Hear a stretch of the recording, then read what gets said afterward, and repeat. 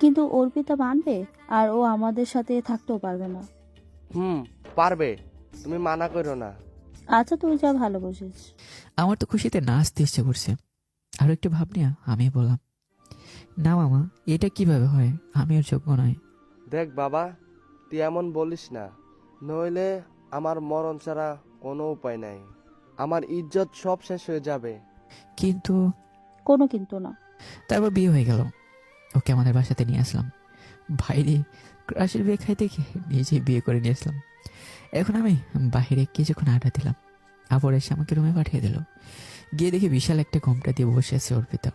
আমি যখনই ঘোমটা সরাতে যাব তার আগেই অর্পিতা বলে উঠল, না, তুই আমাকে স্পর্শ করবি না। আমি তোকে স্বামী হিসেবে মানি না।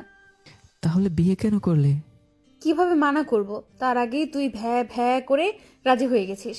আর তোর কি যোগ্যতা আছে আমাকে বিয়ে করার?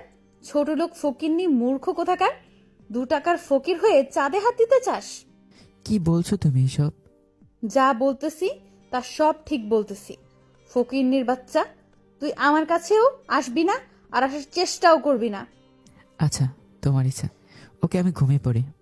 কই ঘুমাইবি তুই? কেন, খাটে? না, খাটে আমি ঘুমাবো। তাহলে আমি কই থাকবো? আমি জানি না তুই কই থাকবি, তুই নিচে থাক। বালিশ আমার উপর ধাক্কা মেরে ফেলে দিয়ে শুয়ে পড়লো। কি আর করার, মাটিতে শুয়ে পড়লাম। আর ভাবতে লাগলাম, কি হবার আর কি হয়ে গেল। ওর কথাগুলো শুনে আমার অনেক খারাপ লাগলো। এইভাবে বলতে পারলো, আর এইসব ভাবতে ভাবতে কখন যে ঘুমিয়ে পড়লাম ঠিক মনে নেই। সকালে আপুর ডাকে ঘুম ভাঙলো। উঠে দেখি ওর পিতা ঘুমে আছে। বাহ, কত সুন্দর লাগতেছে, একদম পরীর মতো। এই চেহারাটা দেখলে কে বলবে না যে কাল রাতে আমার সাথে এমন করেছে।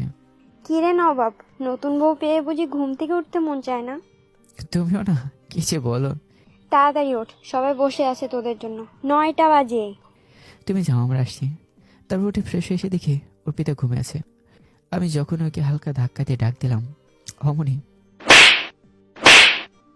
লুচ্চা লাফাঙ্গার, কখনো মেয়ে মানুষ দেখিস নাই? মেয়ে দেখলে খালি টাচ করতে মন চায়। তুমি ভুল ভাবছো, আসলে আমি এমন না। আর ডাক দিলাম তাই বলে মারবা? তুই কেমন সেটা তো দেখতেই পারতেছি। আর শোন, তুই আমাকে তুমি করে বলার অধিকার কে দিছে তোরে? তুমি আমার বউ, আর আমি তোমার স্বামী। অধিকার দেয়ার কি আছে? আর তুমি আমার ছোট, তোমাকে তুমি করে বলতে পারি না? ওই ফকিন্নি কোথাকার, মুখে মুখে তর্ক করবি না। আমি একদম পছন্দ করি না। আমি যেটা বলতেছি তুই সেটাই করবি। আচ্ছা, তবে একটা শর্ত আছে। তোর আবার কিসের শর্ত বল শুনি? দেখেন, আমাদের মাঝে যাই হয় না কেন, বাইরে কেউ যাতে না জানে। আর প্লিজ, আব্বু আম্মু জানলে অনেক কষ্ট পাবে। তাই ওদের সামনে স্বামী স্ত্রীর অভিনয়টা করবেন।